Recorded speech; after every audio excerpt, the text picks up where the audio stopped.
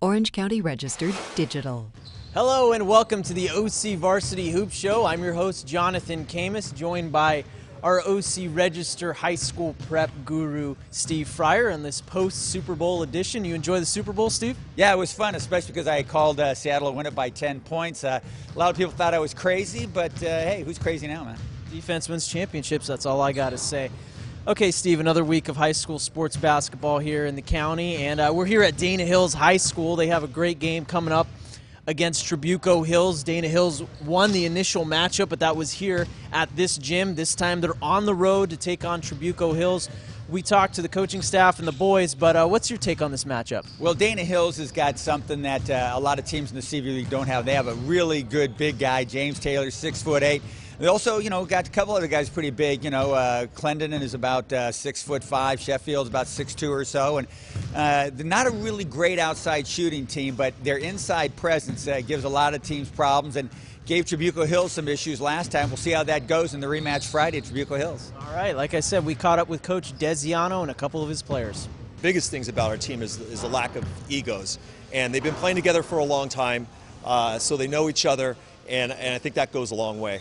Well, I think our big men are going to have to go to work. We have a really good size advantage against them, so I think if we get Big James to dominate down the post, we should be fine.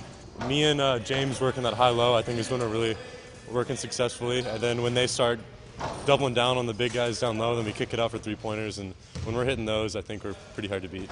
Mission Viejo, El Toro, South Coast League, pretty much the championship's on the line here. El Toro undefeated, 6-0 in league. They're taking on Mission Viejo, 5-1 in league. Their only loss was to El Toro, and that was in their own gym.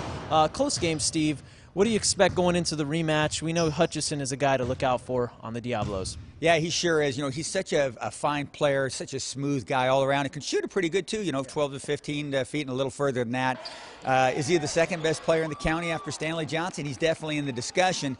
El Toro really doesn't have a Hutchison sort of guy, the one guy who's like such a difference maker, but they got guys who can shoot it. So, for Mission, they're going to have to, maybe get some offensive rebounds, some baskets off of putbacks and things like that, and get out there and challenge those El Toro shooters, because you look at some of the El Toro box scores, they have 7 different guys hitting three-point shots. That's pretty hard to defend that stuff. It's another rematch between two teams that are really at the top there, Steve.